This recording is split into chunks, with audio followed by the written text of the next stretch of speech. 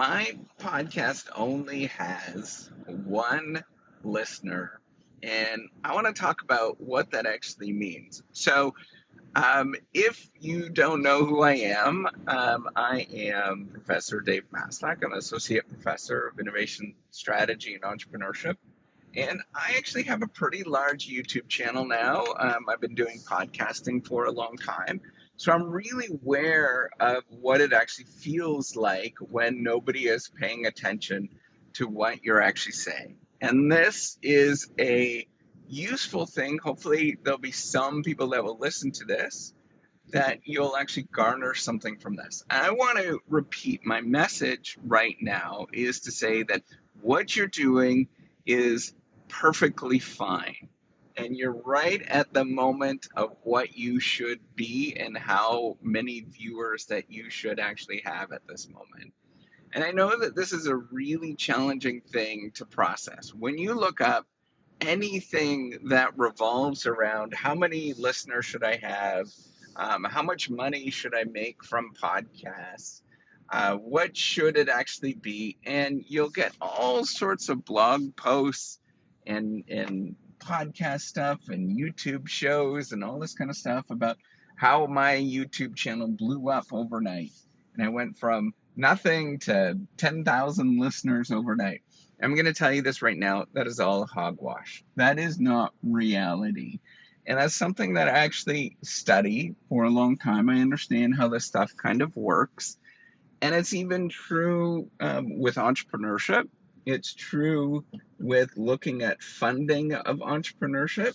It's true with almost everything in business. Things don't happen very quickly.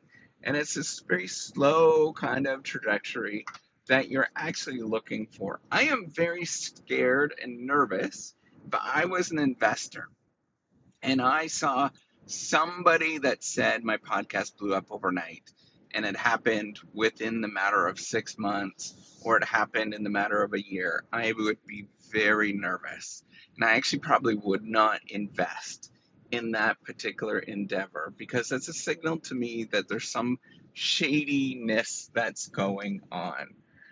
So my podcast right now, I'm probably at 5,000 downloads, somewhere around there, maybe a little less, a little more. And, it doesn't seem like a heck of a lot, right? Like you're like, what am I doing here? I put in all of this work, put in all of this effort. And I do this on a fairly, very regular basis, right? Almost daily, perhaps even some times multiple days.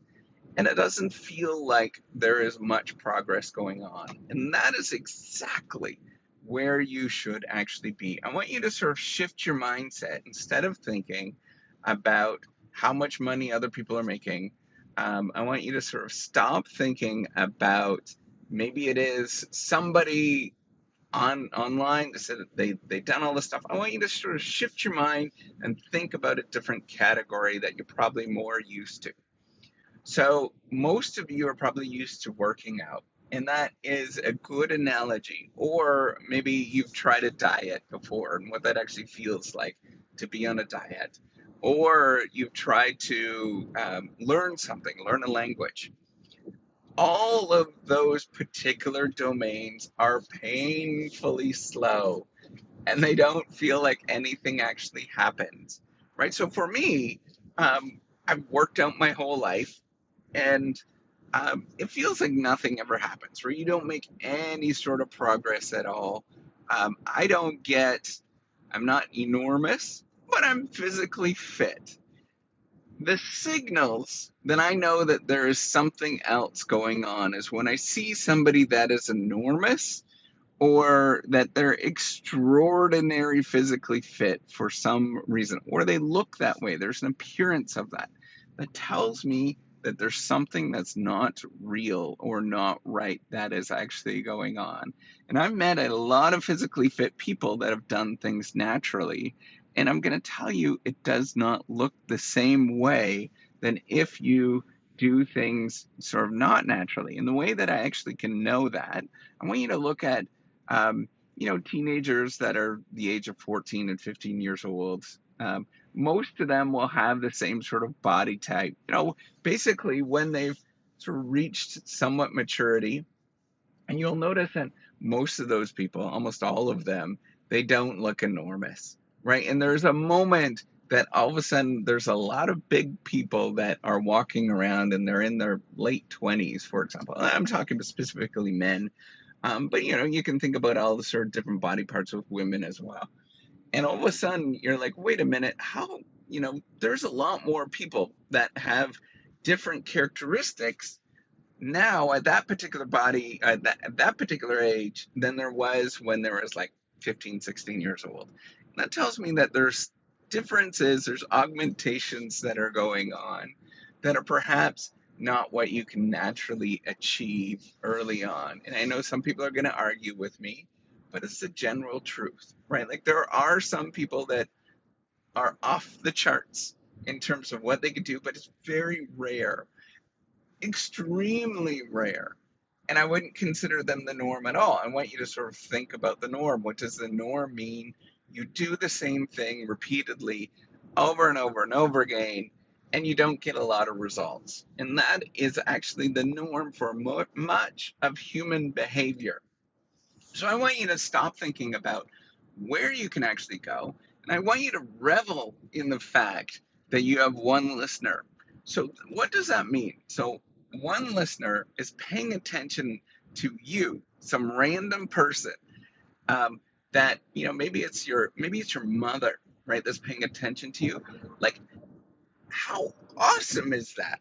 That you have a mother that is going to pay attention to you and listen to your nonsense that you talk about on a daily basis or a weekly basis or an annual basis.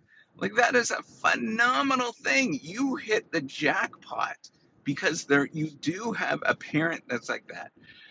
And the same goes for a spouse. Almost no spouse that I know would ever want to listen to, um, you know, their husband or their wife babble on, or their partner babble on about something. Like, that is really, really weird. If you were to ask around, um, I want you to start thinking about this, right? That you actually have one person that's listening to you, or maybe it's a person that's in Honduras, and you're like, they're just in Honduras. What do they care?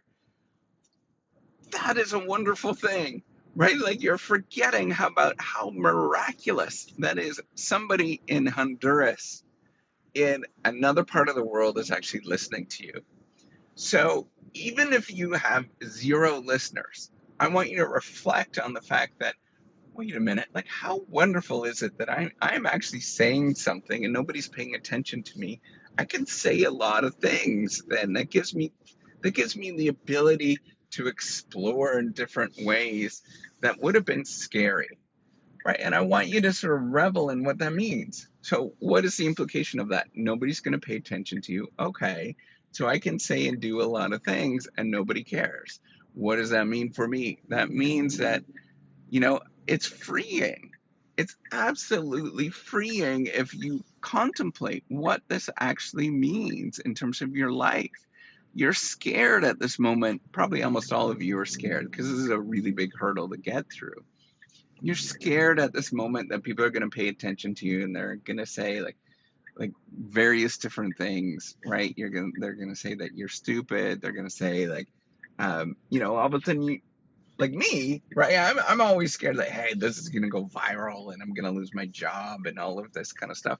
But you know what? It never happens that way. Maybe at some point I'll be famous enough that I'll say something that is outrageous and people will, um, people will be mad. But at this moment, it doesn't happen like that. And I want you to really think about what is going on, right? I want you to think about what is the normal person.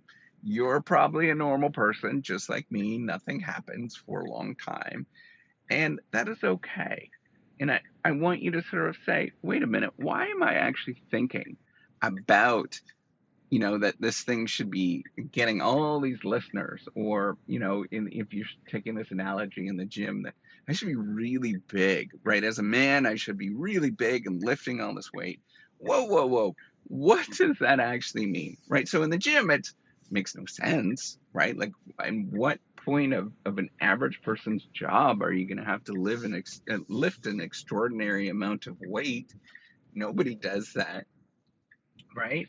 And then even if you do have that muscle and you're all puffy and really big, what does that actually mean?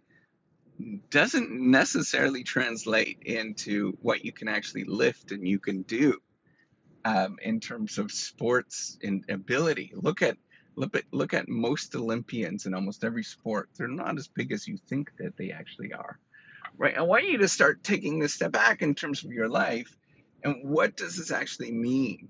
Right? Like, does it actually matter? Who are you listening from? Right? And often those are extraordinary situations that I would argue don't happen. I would argue that all of that stuff is perhaps some sensational. They're marketing to you in various different ways, and it never happens for a normal person. For a normal person, there's going to be a heck of a lot of nothing for a long time. And that is a miraculous thing because you're actually training, you're getting better, you're loving what you are. And I want you to say, hey, you know what? Maybe you did this for 10 years and you got nothing out of it, right? Like nobody is listening, you're not making any money. Isn't that an extraordinary skill to develop? To be like, I'm okay with who I am and I could speak things and get that practice? That is an extraordinary skill, and I want you to focus on that rather than focusing on the things that you don't have at this moment. All right, take care and have a wonderful day.